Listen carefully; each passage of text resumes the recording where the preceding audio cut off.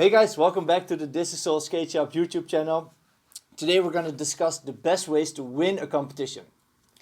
Of course, you can just take down your opponent before the competition. You can lie about your age and join the juniors, or you can only enter in competition where people are really bad and you just happen to be less bad than them. But maybe my tactics that I just said are not the best tactics. Maybe there's more. Maybe there's actual good tactics as well to win competitions. And if anybody knows that, it's my friend Jaro. He's one of the Thisissoul team members, and what's up? Good. He just won third place at the winter class and is really a good competitor. So let's ask Jaro on what best tips there are to win competition in this video. Watch till the end to learn everything. Let's go. Hey Jaro, welcome in the skate shop here in Amsterdam. It's a pleasure. Of course, you can get all these skates that you see here for free because you're a sponsored rider. Yeah. You're sponsored by USD, and they sponsor you, and Thisissoul, of course, sponsors you as well because you are one of the best. So I got a bunch of support behind me. Blade Club, Thisissoul USD. Yeah, Really Blade Club blessed. as well, of course. There's a lot of competitions that you entered. There's different types of competitions. Let's first dive into the different types of competitions that you're doing. Can you explain this to me? I've skated a couple of different styles of competitions over the last few years. Of course, you have the jams format, the heat, and the lines. Yeah. So those are the three main competition formats you have. Mm-hmm. And can you give me an example of a competition like a heat or a jam or line competition?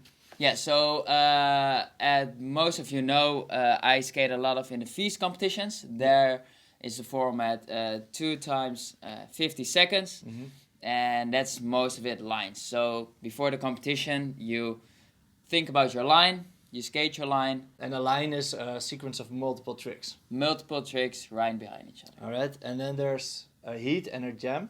Yeah, so you also got a heat format, which is like one of the biggest competitions here in the Netherlands, which is Winter Clash. And there you have 5 minutes session. You can use the whole park, but with 5 people, 5 minutes at the same time. All right, so that's pretty crowded then. Pretty crowded. Won't you like bump into each other? Yeah, it's like way different than a line, because there the only focus you have is on the next trick you're gonna do. Yeah. And at a heat format, it's you have to get your mind at the next trick. Yeah. But also for all the other opponents. Yeah, exactly. So that's kind of like a chaotic. It's really chaotic. It is, yeah. And then there's one more. Then you have a jam session, which is most typically at a street competition, which is more on one spot. So you have like 10, 15, half an hour on one spot, and then you move on to the next spot, and then to the next spot, and then to the next spot. So that's in all the riders, can be like 20, 30, 40 riders at the same spot. And at the same time. They just go whenever they want. Yeah. Yeah. I also remember this format at the some competitions that they use this format at the finals to kind of like eliminate people at the finals. So then you had like runs in the prelims, like the first rounds, they were runs, and then like in the finals there were jams like this. Yeah. Every competition is different in this way in how they set it up. Sometimes they begin with runs, sometimes they end with runs, sometimes begin with jams or with the heat. So it's kind of like chaotic, and it really makes a big difference, I think, in how you approach the competitions. Like what are the differences in how you would approach one competition or another? Yeah, so for me it's all about the preparation. So I always like my preparation to be as best as possible. And for example, at the feast you have 50 seconds to be creative and to do your own thing. And then it's really important that your stamina is at its max, is at its highest level. Yeah. Which as a jam or a heat, it's more likely to like take a little bit of rest in between your tricks, because then you can do a trick and a little line or whatever, and then you can rest. Yeah. And then do it again, and rest, and do it again. Which at a line format, it's like 50 seconds, boom, boom, boom. So if you want to be prepared for a competition that has runs, you need to have good stamina. Yeah. Okay. Yeah. Okay, something I don't. So. Train. Yeah. Train. How do you train for stamina? I do a lot of strength and conditioning training, which is like interval training on freestyle skates. Yeah. Try to combine it a little bit with freestyle inline skates and aggressive inline skating in a skate park, just to simulate a competition like a 50 seconds run. Well, I do a lot of freestyle skating, but when I then go aggressive skating, I do feel that it's different in my stamina. Because with aggressive skating, you're much lower to the ground than with freestyle skating. Like it's not completely the same, but it's got like the... Yeah, so that's the next topic, I guess, like how to prepare for a competition. Yeah. And there's a couple of things you can do to prepare, like study the course and figure out a good plan. And what are let's look at each of the different segments of how you can prepare. What's the most important thing for you? The most important thing for me is how to look at the skate park in a creative way. If the skate park is in like this side, you can go back, forward, back, forward. But I like to like cross from the jump box from this side into the spine in that side. And I think that's the most fun of inline skating, is to be creative with all the tools you get. Yeah. That's called a transfer, of course, if you're jumping from one transition to another, especially if they're kind of like not meant to use in that way. And that's a really big bonus if you do that in the competition, if you use the park in a way that people didn't expect. Yeah. But you can do that at all levels. So let's say in the last Winter Clash, Joe Atkinson made like a big wall ride somewhere at the corner of a quarter pipe. So that's like something that like hardly anybody can do of us, of course. Yeah. You can do it, but I definitely can't. But but you can also do this at like a really like low and easy level. Let's say you have a bank, and you can just like launch off it on the side as well. Yeah. And so just by looking at the skate park creatively, you can like get a line or a run that stands out. So that's the biggest point. Be creative with the skate park. Okay. So what I like to do for the preparation before the contest is like always get a good photo of the course. Yeah. Then I'm taking it to the hotel. I just draw my lines. So on my phone, or I print it out, I just draw my lines, not the tricks, but just the path I'm taking into the course. And after that, I'm gonna add multiple tricks into it. Yeah. And see where I can do my 900, where I can do my flat spin, where I can do the creative stuff. So you start with the lines? Yeah. Okay. Because I would think more like you would start with looking at the skate park and then seeing like, okay, I can do this trick over there from here to there, and I can do this trick from here that I would go from here to there. Yeah. And then like point out all the spots that you can do tricks, and then you figure out lines after that. Mm-hmm. But I do it the opposite way. You start with the line. I start with the lines, so I can put in the creative side. Yeah. And after that, I just put all the tricks into their places. Cool. Maybe a bit different, but that's the way I like. And I think everybody has their own little touch, little feeling for it. Yeah. But that's how I like to do it. I think drawing the skate park and memorizing it in that way is really smart. Yeah. Yeah. I did it as well when I was younger and still competing. And like when you're at school and just like listening to the teacher and dreaming off a little bit, you can maybe like just do that. Or after school is maybe better if you're not in school. Yeah. So going to the skate park that the competition is held in before the competition also is a good tip. Yeah. Yeah. All right. So then there's the creativity in how you use the park, but there's also the creativity in like what tricks you actually do. And what would you advise in that area? Because I see you more as somebody who does like solid tricks. Yeah. Yeah. Yeah, that's most of my, like, not game plan, but how I like to skate. I'm creative by using the park, but I'm not as creative with the tricks I do. Yeah. I have a couple of tricks that are like signature maybe for me, which is a 900, and I can do it almost everywhere. So I try to do it in specific ways. Yeah. But I'm not that guy that do like the negative grinds and but it's really useful to do so. I mean, if you look at Joe Atkinson, he almost always uses like the fence, which is a little bit like that, and he always tries to, from the quarter pipe, stall it and then go back like into the other ways, use the park in a completely different way than everybody else. Yeah. Yeah, exactly.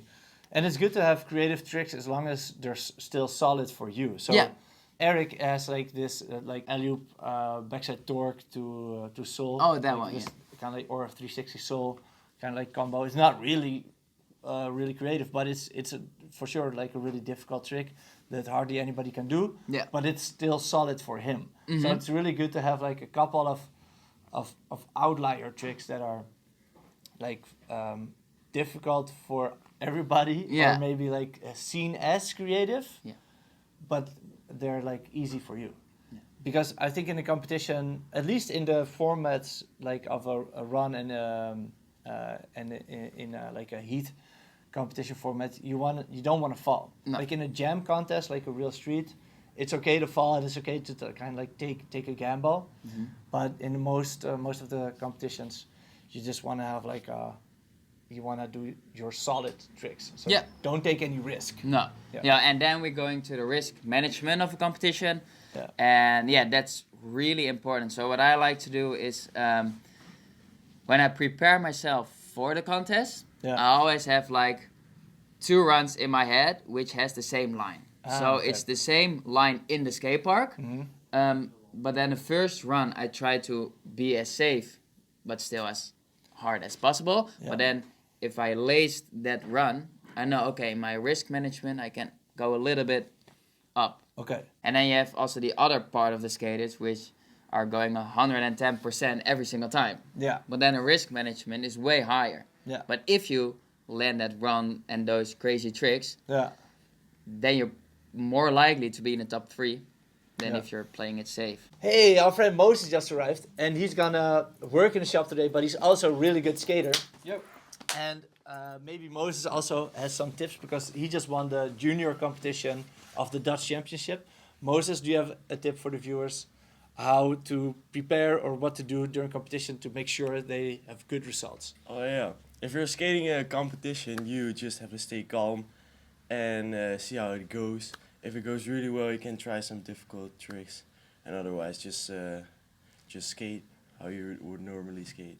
So just if you have a good day, do more than if you have a kind of like Yeah. a bad day. Just take it easy. Yeah. All right, that's a good But tip. don't try tricks you can't do normally.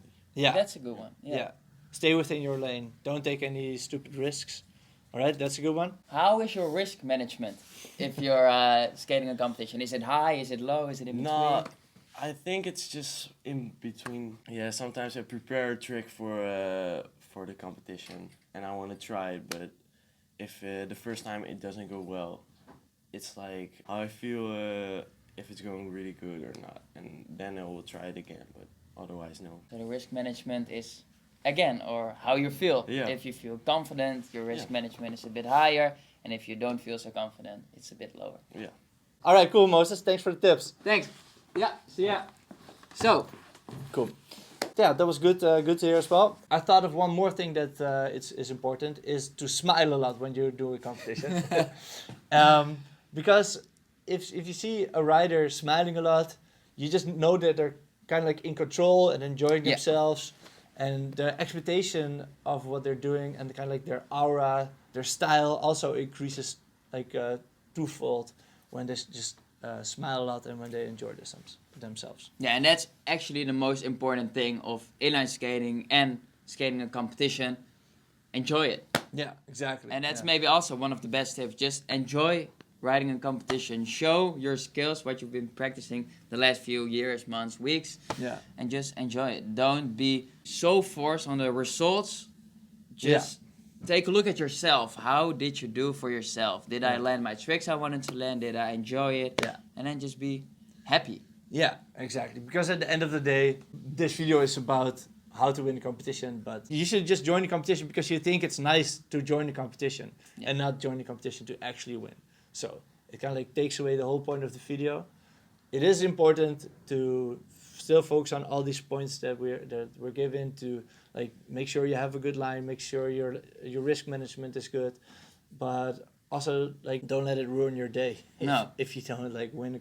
Yeah, and just okay. learn from all the experience. Just Yeah. look at all the other skaters, take every little bit of advice you can get, Yeah. and just learn from it. Because sometimes competition is the little extra push you need to like lace a trick. One thing, if I judge a competition, that I look at is also like how do you use the park? Like you should touch all the obstacles and not just like use one obstacle the whole time and just like keep on doing the same thing. So that's kind of like something you can do in advance in planning. Like just visualize yourself doing tricks on all the different obstacles, and that also comes with if you fall and you don't succeed with a specific trick, don't get stuck on that. No. So you shouldn't like keep on repeating that same trick within the because you only have like 50 seconds or you have a couple minutes if it's a heat. Yeah, and that's what I see with a lot of beginner skating competition. If they do like a way harder trick than they can actually do, and then they're gonna just keep on trying it the whole 50 seconds, the whole 5 minutes, it doesn't matter. Just try the trick. If you don't land it, don't let it get stuck in your head. Keep on going with your plan, with the next trick. And if you have any time left or you think, okay, now is the time, then do it. Yeah. Don't go do the trick, rest, do the trick, fail, then do it, fail. Because then even if you're landing the trick, you only did like 1 or 2 tricks. It's definitely a mistake that I made when I was younger and did competitions. Like to get stuck on a trick. Yeah. And like keep trying it again. Then you fall 3 times and then basically your time is over and then you have nothing. Unless you're in a real street competition, like a jam, then you have like 15 minutes with then you have time. 20 people. Then you have all the time to try everything you want. But in a classical competition like a run or a heat, if you miss it, you missed it. Go on. Yeah. Hey, what's your plan for this summer? What competitions are you gonna hit? It's gonna be a busy summer for me. Yeah, it's gonna be a busy summer. I had my ACL injury, of course, which took me out of the World Series and bunch of crap. So yeah, I'm really excited. Had my last surgery 2 months ago. Yeah. I had to take 2 months rest. Now I'm getting back up, but I have only a month to prepare myself for the FIS World Series in Montpellier.